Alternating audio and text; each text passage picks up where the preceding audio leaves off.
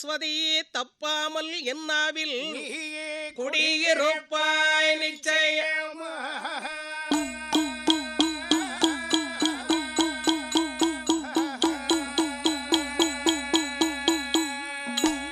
உலகிதனில் ஒன்றாக நின்ற மாதாவே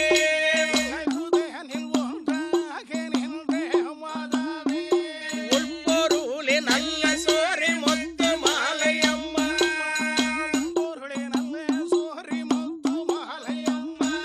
பிறவினுடன் உனதுடைய பிறவி கதை பாட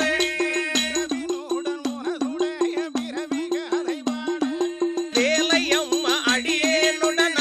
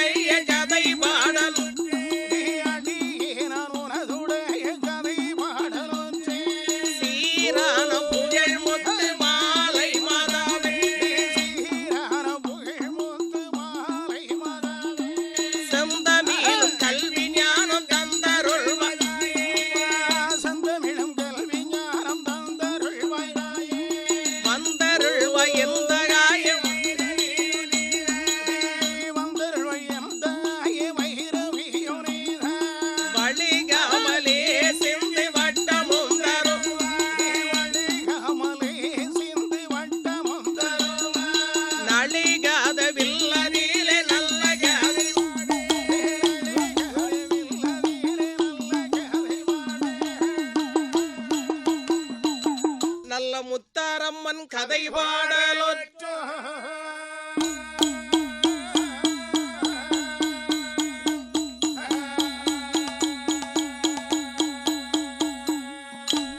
துமலையம்மன் கதை பாடி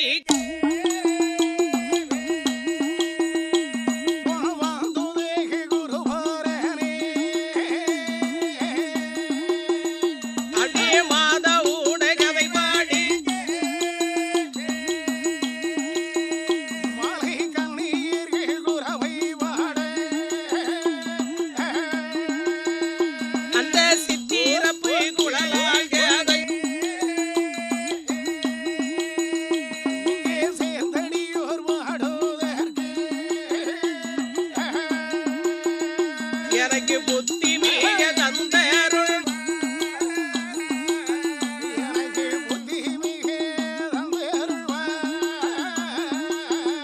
அடி போரகனை முகத்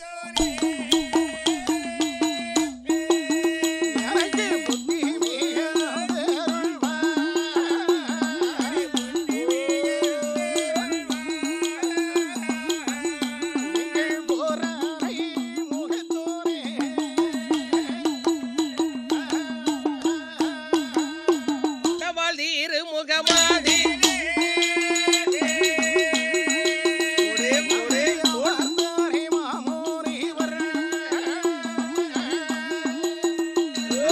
அடக்கியதோர் குரு முனிவராலிகள் அமோதுண்டி கரவில்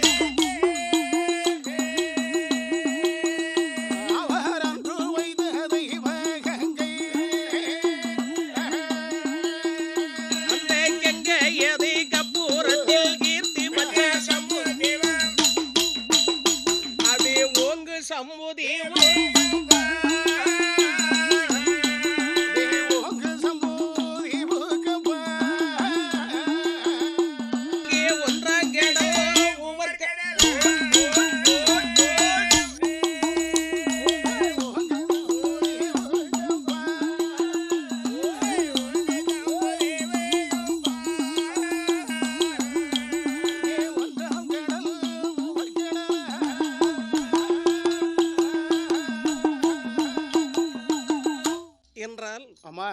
இவ்வுலகத்தின் கண்ணே சரி 7 சத்தார் சாகரம். ஆஹா அதில் முதல் சாகரம் உவர்கடல், சரி இரண்டாவது கருப்பு சாற்றி கடல், அம்மா மூன்றாவது மோர்க்கடல், சரி நான்காவது தயிர்கடல், ஆஹா ஐந்தாவது பால் கடல், சரி ஆறாவது நல்ல தண்ணீர் கடல், அம்மா ஏழாவது பெருங்கடல். சரி இத்தனையும் சூழ்ந்திருப்பது இருட்டு நாடு. அம்மா அந்த இருட்டு நாட்டின் அருகாக ஒரு சொர்ணமயமான பூமி. சரி ஆனா பாருங்க, பர்த்த சொர்ண பூமியிலே பளிங்கி என்ற ஒரு மலை. சரிதான் அந்த மலையிலே ஆஹா கள்ளமில்லா பாறையிலே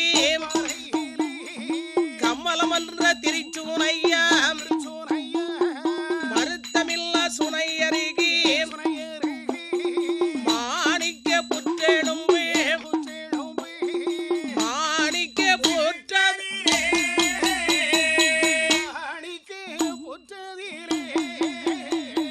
வசீகரமா நாகமுண்ட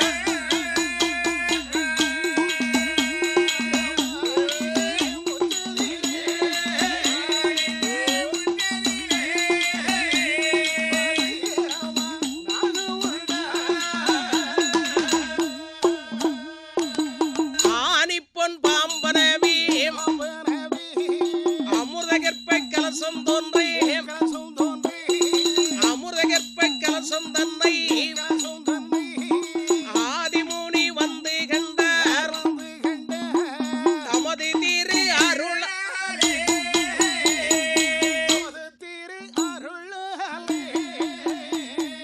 தாமடுத்தங் ஏது சொல்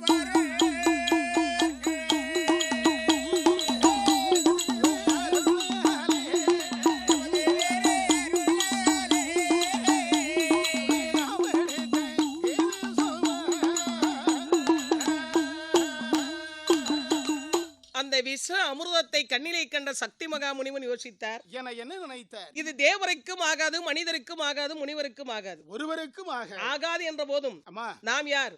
சக்தி மகாமுனிவர். அம்மா. இதை சும்மா விடக்கூடாது சரி.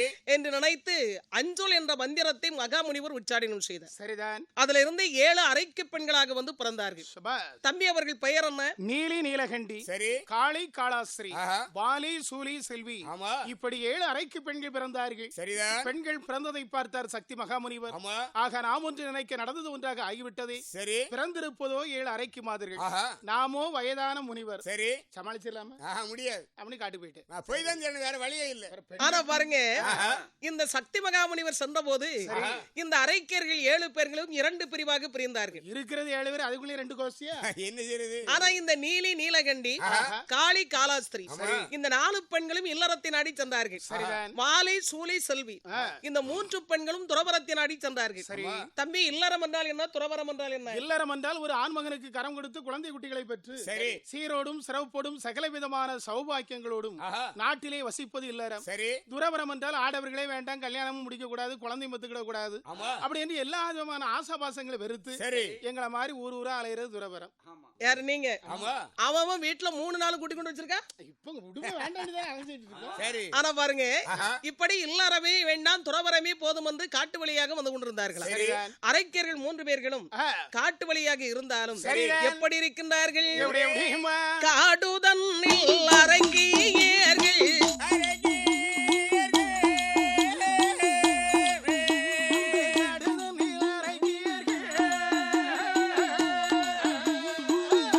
பழியாதே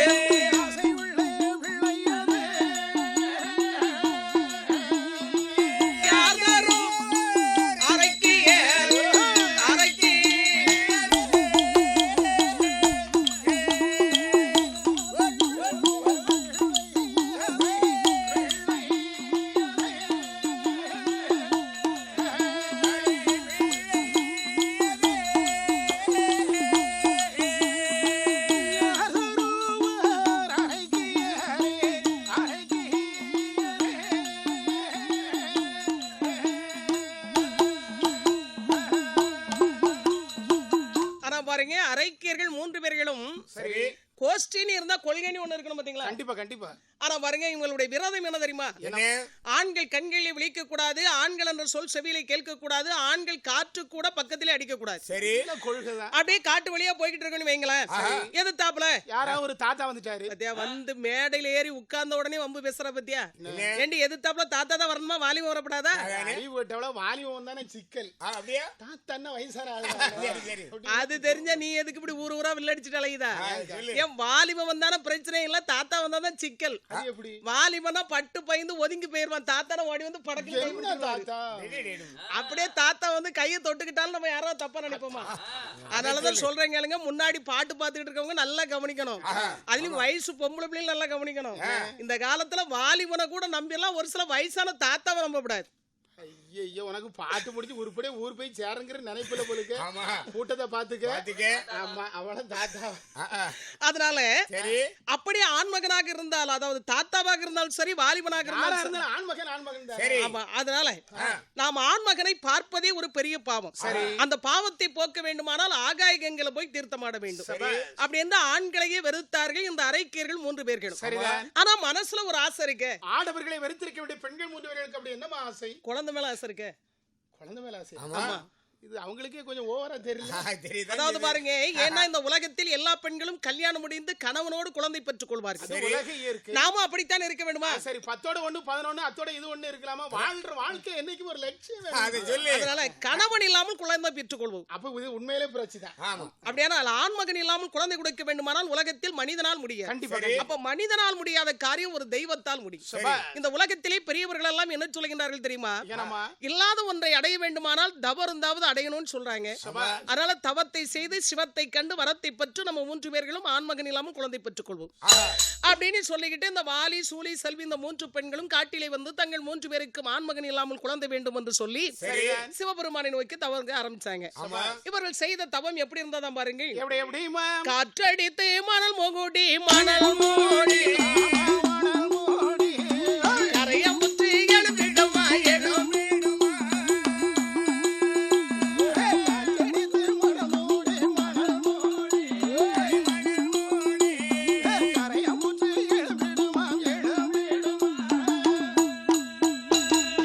ஏற்றமுள்ள செவி குருத்தில் செவி எறும்புகள் போய் குடியிருக்கே மூக்கொடி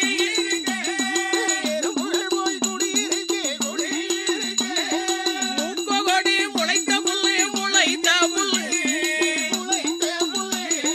முதுகி செவி கொடி படர கொடி படர மர கட்டையில் சொரிராவு புலி கட்டுவாய்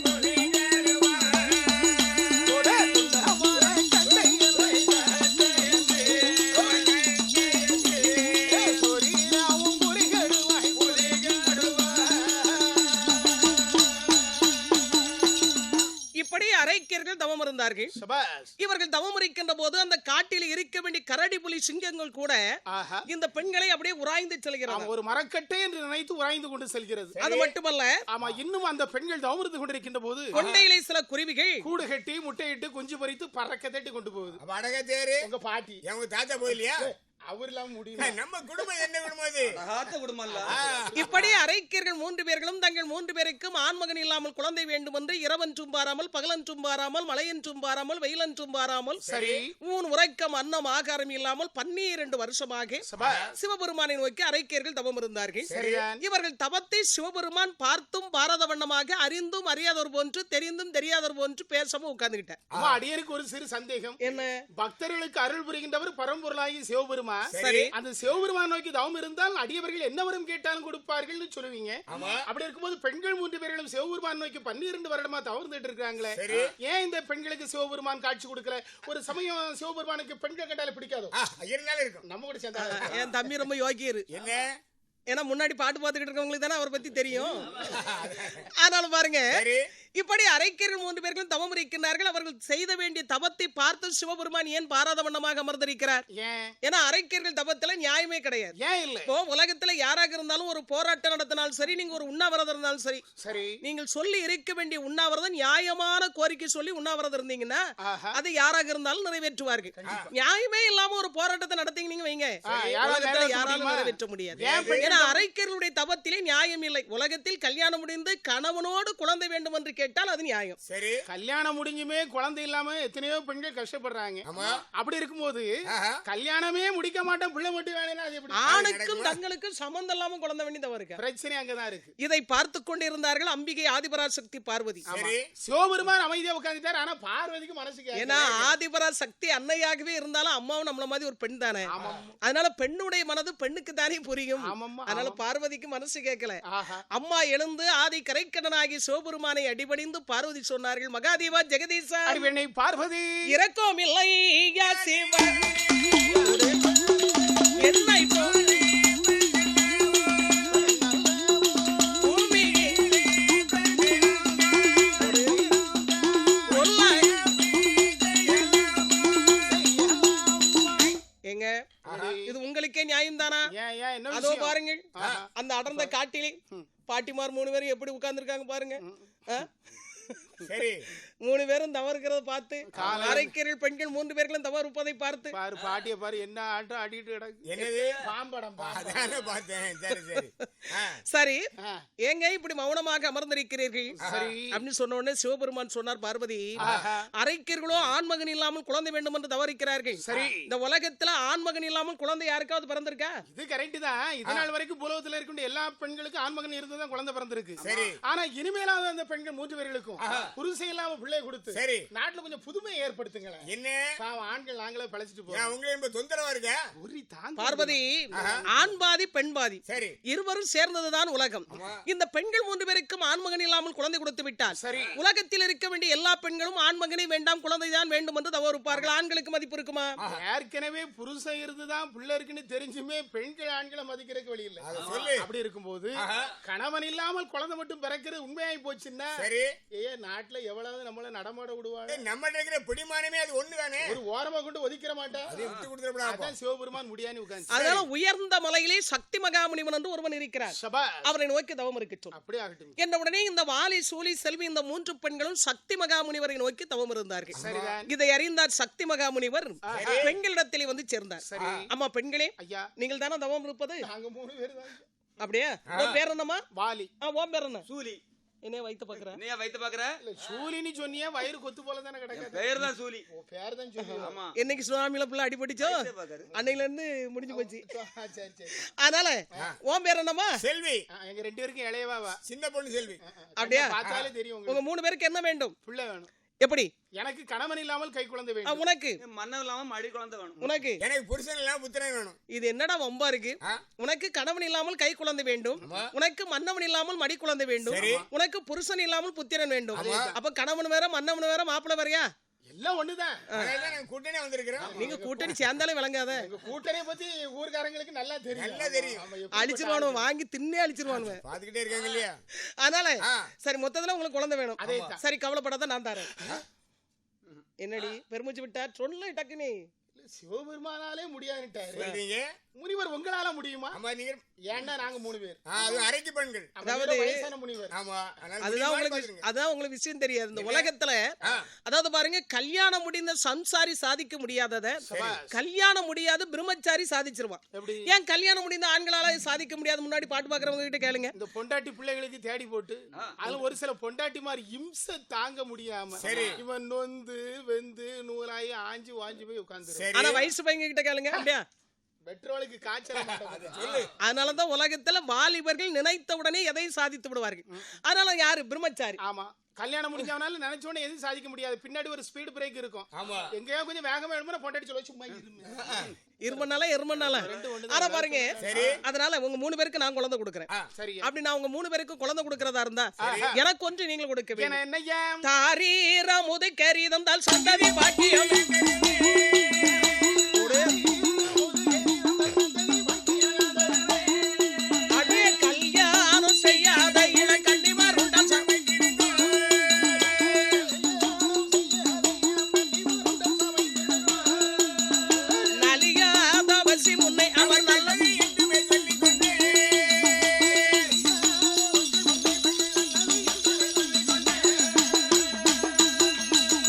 இன்னைக்கு என்ன கிழமை?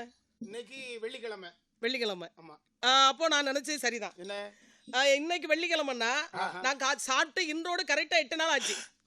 என்ன சாப்பிட்டு 8 நாள் ஆச்சா? ஆமா.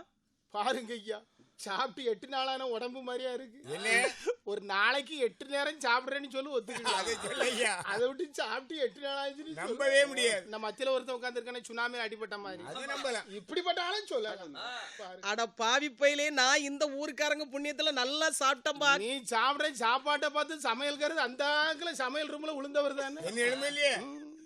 ஆனா பாருங்க, கதையில முனிவர் சொன்னார், சபாஸ் பசியா இருக்கு, ஆஹா நீங்க 3 பேர்களும் வாய்க்கு ருசியாக சாதம் சமைத்து கொடுக்க வேண்டும். சபாஸ் அப்படி என் வயிறு நிறைய நீங்க சாப்பாடு போட்டீங்கன்னா ஆஹா என் வயிறு நிறைய உங்க 3 பேருடைய வயிறு நிறையும். எப்படியா நிறைஞ்சிருமா ஐயா? நிறைஞ்சிரும். இந்த வயதுக்காக இவ்வளவு பாடுபடுறோம்.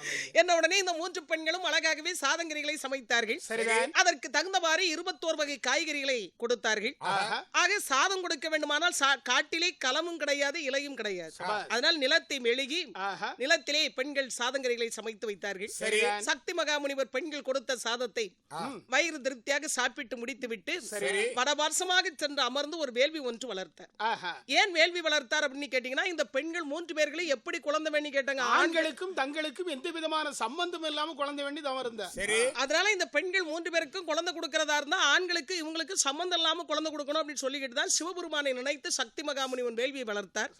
அவர் வளர்த்த வேள்வியை 3 பரல் பிறந்தது. அந்த 3 பரலை எடுத்துக்கொண்டு பெண்களிடத்தில் சொன்னார், அம்மாங்க வா, வரிசைவா, சீக்கிரமா, என்னய்யா என்னய்யா பூசைக்கு நேரம் ஆகுதுடி. அப்படியா? என்னய்யா இந்த உனக்கு ஒன்று. சரி. உன் பேர் என்ன? சூலி. உனக்கு ஒன்று. உன் பேர் என்ன? செல்வி. எனக்கு மட்டும் 2 தாங்கய்யா. நாங்கள ஒண்ணுக்கு வெளியில வாழையே, உனக்கு 2. நமக்கு டபுள் சோனையா. ஆனா பாருங்க, இந்த 3 பரலை நீங்க சாப்பிடணும். எப்படியா எப்படியா சாப்பிடணும்? ஆற்றிலை சென்று நீராடி உங்கள் அழகாபாரம் சீப்பிட்டு உங்களுக்கு பிடித்தமான மலர்களை சூடி இந்த பரலை சாப்பிடுங்க. அப்படி சாப்பிடறதுனால இந்த பரல்ல என்ன விசேஷம்? ஓ, அப்படி கேக்குறீங்களோ? ஆமா. இந்த 3 பரல்ல என்ன விசேஷம் தெரியுமா? இந்த உலகத்தில் எல்லா பெண்களும் 10 மாதம் சுமந்து தானே குழந்தை பத்து எடுப்பாங்க. உலக இயற்கை அதுதான். ஆனா நீங்க 3 பேரும் அப்படி கிடையாது. பிறகு இந்த பரலை சாப்பிட்டவுடன் குழந்தை தான். பரல் சாப்பிட்ட உடனே குழந்தை. 10 மாசம் லேட் பண்ண வேண்டாம். சாப்பிடுறது குழந்தை. ஆமா. ஐயா முனிவர், என்ன அவன உண்மையிலேயே இது ரொம்ப விசேஷமான பரல். என்ற உடனே இந்த 3 பெண்களும் சரி என்று சம்மதித்து ஆற்றிலை சென்று நீராடி ஒவ்வொரு பெண்களும் ஒவ்வொரு விதமான மலர்களை சூடினார்கள். ஒரு பெண் நீலப்பூய் சூடினாள், ஒரு பெண் குமுர்த பூய் சூடினாள், ஒரு பெண் சூரியகாந்தி பூய் சூடினாள். சூடி இப்படி பூக்களை சூடி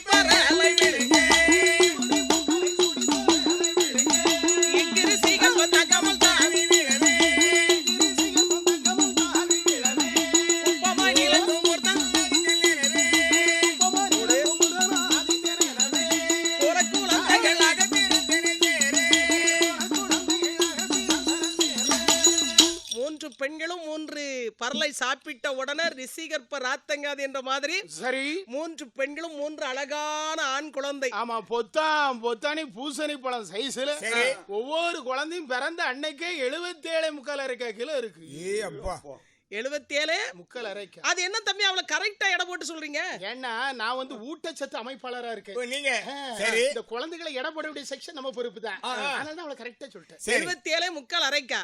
இந்த அரைக்கா எப்படி குறைஞ்சிச்சு? குழந்தை பிறந்தாலும் 1-2 பிரச்சனை வரல. அப்படியே எதுனாலும் என் தம்பி சொன்னா கரெக்டா தான் இருக்கும். உண்மையிலேயே பாருங்க, நீங்க முன்னாடி பாட்டு பாக்குறவங்க நல்லா கவனிக்கணும். என் தம்பி சொன்ன மாதிரி அரைக்கு மாதர் பெற்ற குழந்தை பார்த்தீர்களா? என் தம்பி சொன்ன மாதிரி உண்மையிலே நல்ல குண்டினி நல்ல கொழுனி பிறந்த அன்னைக்கே எங்க அக்கா சைஸ்ல இருக்கு. ஆனா பாருங்க, பார்த்தார் முனிவர், சரி குழந்தைகளுக்கு பேர் வைக்கணும்ல. கண்டிப்பா. அம்மா நீ என்ன பூ சூடனா? நீலப்பூ சூடினி. நீலப்பூ சூடி நீ பெற்றெடுத்த குழந்தையின் பெயர் இன்று முதலாக நீலன். நீ என்ன பூ சூடனாமா?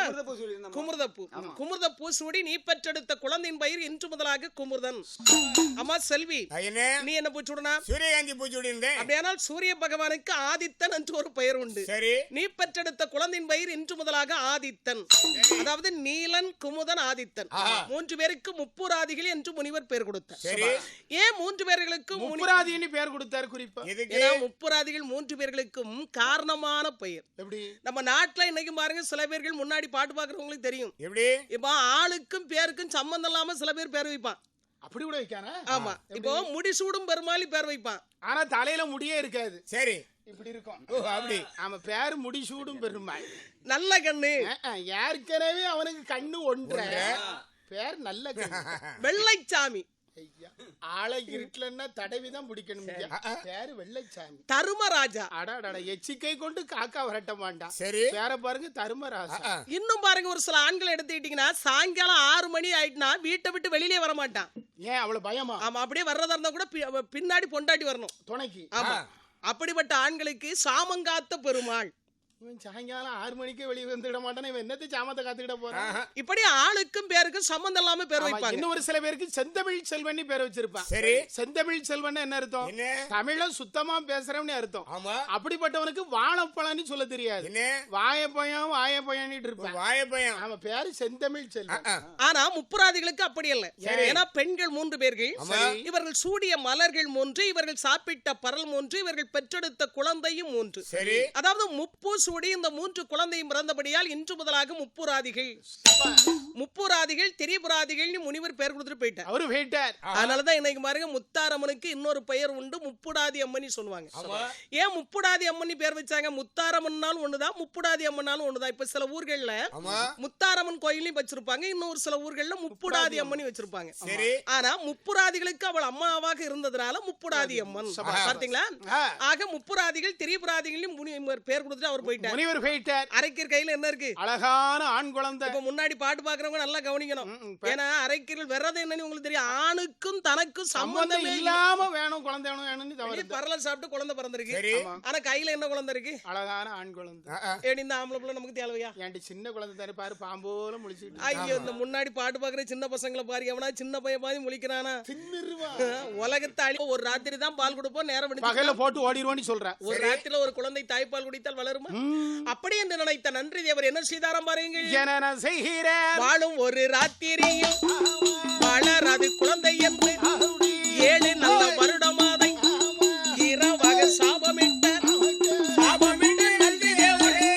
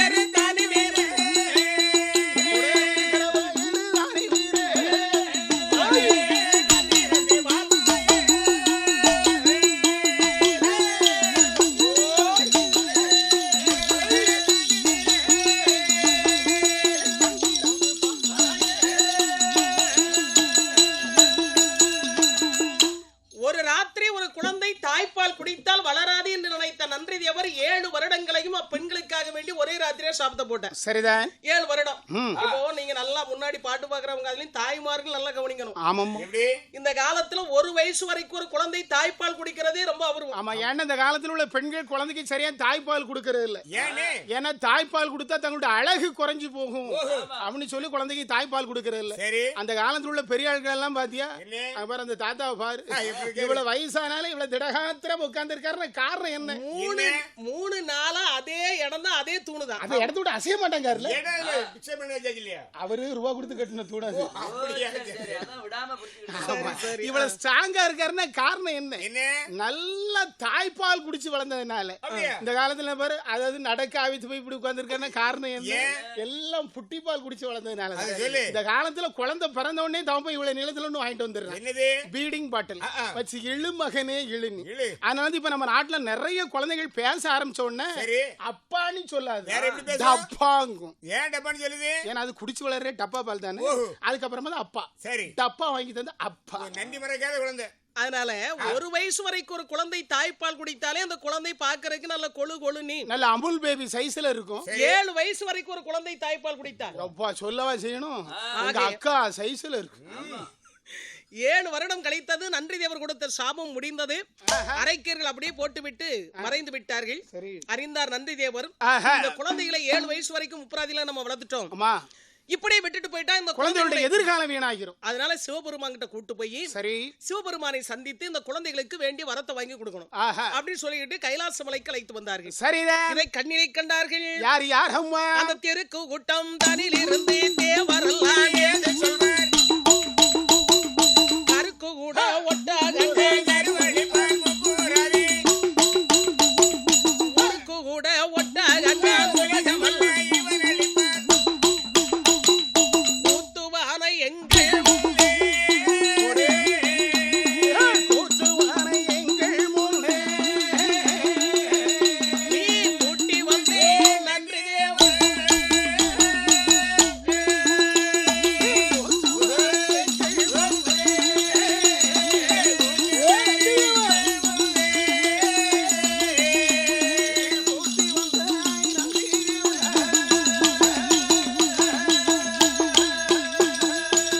ஆனா பாருங்க, ஆஹா, நன்றி தேவர் அழைத்து வருகிறார் கைலாச மலைக்கு. சரி, அழைத்து வருகின்ற போது தேவாதி தேவர்கள் பார்த்தார்கள். என்னைக்குமே தேவர்கணமும் அசுரகணமும் ஒத்து. ஒத்து போகாது, ஒத்து போகாது. அதனால் நன்றி தேவா என்ன அப்படியே நில்லுங்கள். ஒரு ரேட் எடுத்து வைக்கப்படாது. இந்த அசுரர்கள் கூட்டத்தை சேர்ந்தவர்கள் நம்ம கூட்டத்தில் உட்கார்ந்திருந்தானா அரைக்கு மாதர் பெற்ற குழந்தைய கூட்டு வந்திருக்கிற அறிவு இருக்காவே உமக்கு? பாம்புக்கு பால் வார்க்கலாமா? ஏ, பாம்புக்கு பால் வார்த்தா அது கடைசியில என்னத்தை கொடுக்கும்? விஷத்தான் கொடுக்கும். உமக்கு கண்ணதான உருட்ட தெரியும். அவனுக்கு அதை தவிர என்னத்தை உருட்ட தெரியும்? ஆனா பாருங்க, அதனால இவர்கள் மூவியர்களுக்கும் இங்க இடம் கிடையாது கூட்டு வந்தா உமக்கு என்ன வெளிப்படும்? அப்படியா? அப்படின்னு இவர்களை வெளியே தள்ளி கதவை தாள் போட்டார்கள். சரி, நன்றி தேவர் பார்த்தார். ஆஹா, இனிமேல் இவங்க திறக்கே போறான் நான் பூட்டின கதவு பூட்டினதான் இனி எங்க திறக்க?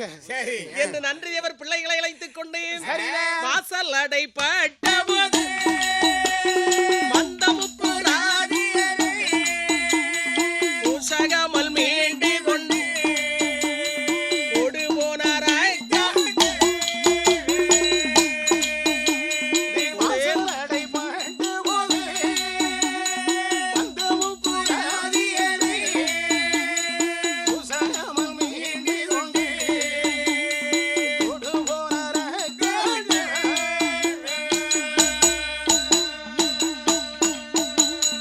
அக்காட்டில் கூட்டி சென்று அவர் வில்லை ஊன்றி வர வில்லு தன்னை ஊன்றி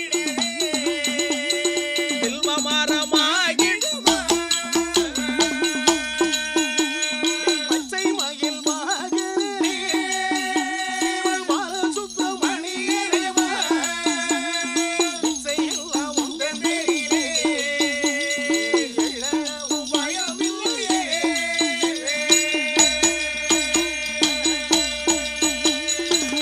இப்படி நன்றி தேவர் முப்புராதிகளை மீண்டும் காட்டிற்கே அழைத்து வந்தார். சரிதான். சுற்றி வர பார்த்தார். ஆஹா. காடு. நல்ல காடு. என்ன காடு? நல்ல ஊரை சுத்தி உடங்காடு. ஏ, அது இந்த ஊர்ல. டேய், நான் கதையில சொல்றேன்டா. ஆஹா.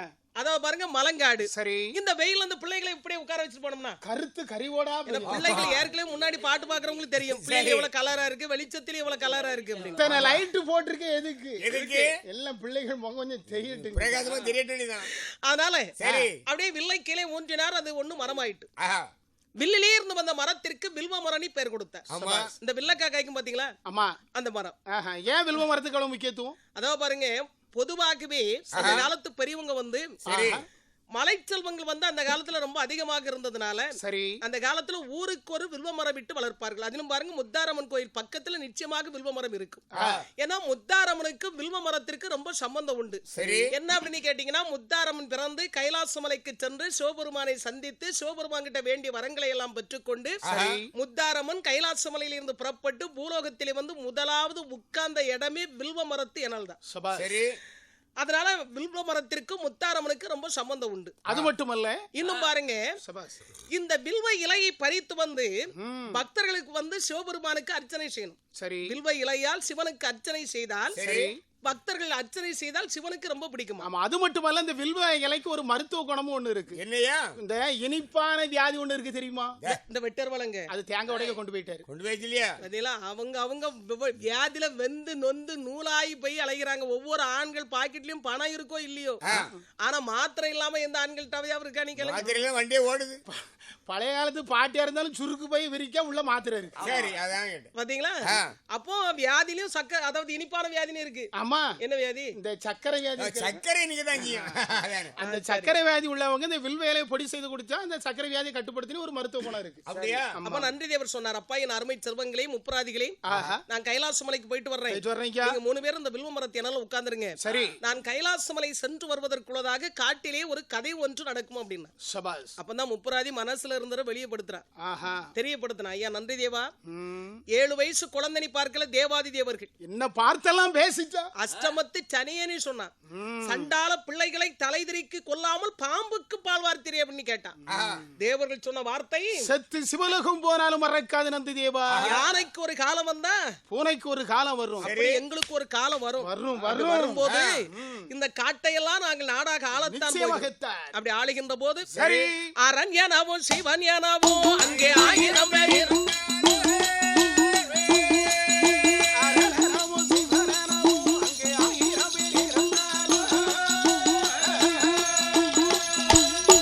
அரணாக இருந்தாலும் சரி, சிவனாக இருந்தாலும் சரி, எவனா இருந்த எனக்கு என்ன? அதானே. நான் மட்டும் எவனையும் மதிக்கவும் மாட்டேன், வணங்கவும் மாட்டேன், பயப்படவும் மாட்டேன். ஆனா நந்தி தேவா, என்ன? உமக்கு மட்டும்தான் கொஞ்சம் கொஞ்சம் பயப்படுவோம். பயம் அது இருந்தா போதும். அது மட்டுமல்ல, வேற? வாடாமல் எங்களை வலுவுடன் வைக்கணும். சாங்க வச்சிடுறேன். அது போதும். ஆ. ஆனால் எங்களை பிதடி பிடித்து வெளியே தள்ளினார்களே தேவாதி தேவர்கள், ஆமா. அவர்களை ஒரு சனப்பொழுதாவது கால் விலங்கு தோல் விலங்கு மாட்டி சிறைச்சாலை வைக்காவிட்டால் நாங்கள் என்ன முப்பராதிகள்?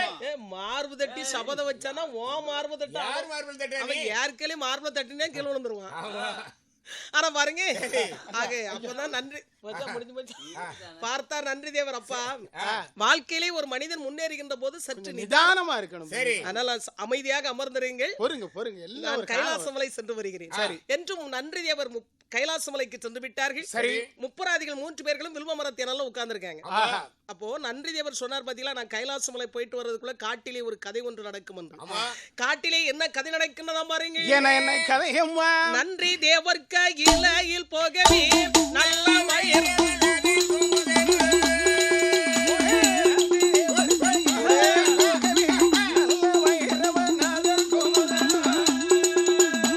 விந்தையாகிய வில்வ மரத்திலே வீற்றிருக்கின்ற வேலையும் தன்னிலே.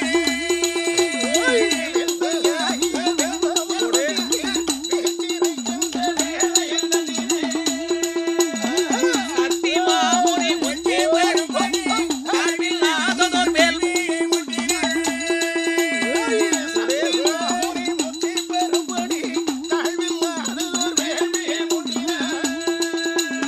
பன்னிரண்டு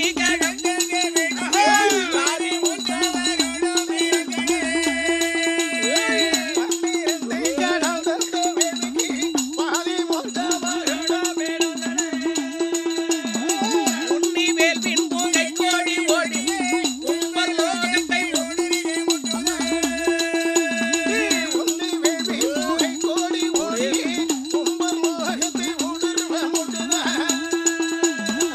எட்டு மாமாவையும் கடல் ஏலை ஈரேழு 14 லோகம்.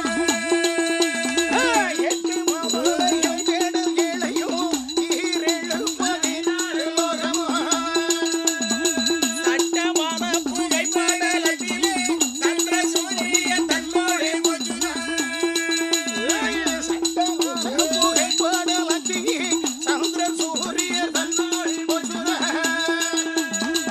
எல்லி ஈஸ்வரன் வெள்ளி மாலை சேர தேவராரிக்கை இட்டார்கள்.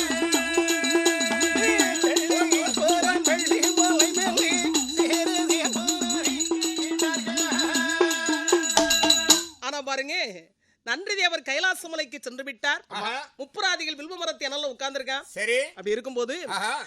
இந்த கதை உருவாவதற்கு காரணமாக இருந்தாரே சக்தி மகாமுனிவன். ஆமா. அவர் முத்தி பெற வேண்டும், சரி. மோட்சம் சேர வேண்டும் ஆஹா. அப்படின்னு சொல்லிக்கிட்டு ஒரு வேள்வி ஒன்று வளர்த்தார். சரி. அவர் வளர்த்த வேள்விக்கு 12 வருடம் கழித்து 13வது வருடம் வந்து பிறந்தது. சரிதான். அந்த வேள்வியினுடைய புகையானது 3 உலகங்களும் ஒரே புகைமயம். ஆ. எங்கு பார்த்தாலும் ஒரே இருளாக இருக்கிறது, வெளிச்சமே இல்லை. சரி. இதை அறிந்த தேவாதி தேவர்கள் எல்லாம் சிவபெருமான் கிட்ட போய் முறையிட்டார்கள். சரி. மகாதேவா, ஜெகதீஷா, சக்தி மகாமுனிவன் வளர்த்த வேள்வியின் புகையானது சரிதான். 3 உலகமும் ஒரே இருட்டா இருக்கு. உடனே அந்த வேள்வி அனைத்து உலகத்திற்கு ஒளி கொடுக்க வேண்டும் என்று வேண்டிக் கொண்டார்கள். சரிதான். உடனே சிவபெருமான் பக்கத்திலே அமர்ந்திருக்க வேண்டிய பார்வதியை பார்த்து, பெண்ணை பார்வதி, நீ சென்றால் அந்த வேள்வி அனைத்து வா என்று விடை கொடுத்தார். சரிதான். நீ சென்ற அந்த வேள்வி அனைத்து வா என்று சிவபெருமான் விடை கொடுத்த போது சிவபெருமான் வார்த்தை காலி கேட்ட அம்பிகை ஆதிபராசக்தி பார்வதியம்மன் சிவசக்தி பார்வதியம்மன் சக்தி மகாமுனிவன் வளர்த்த வேள்வி அணைப்பதற்காக ஆதிபராசக்தி அம்மா வருகிறார். எப்படி வருகிறாள்? கோடி கோடி பிசாசு குதித்தாட, கோடி கோடி பிசாசு குதித்தாட, கொள்ளி வாய்த்தீரை சொல்ல சுமந்திட, கொள்ளி வாய்த்தீரை சொல்ல சுமந்திட, மூடி கொண்ட இருள் அலங்காரத்தை, மூடி கொண்ட இருள் அலங்காரத்தை, முக்கண்ணாலிட்டு திக்கிலும் விளக்கை கண்ட இருள் அது போலவே, வேள்வியின் புகை தான் வெளியாகுதான், முறைக்கு முக்கி முறுக்கிய கோபந்தான், முத்து போல் வந்து வேர்வை ததும்புதான், மேனி வேர்வையை கை கொண்டு வாரி, வேள்வி மீதிலே விட்டெறிந்தாள் அம்மா. அம்மன் வேர்வைக்கு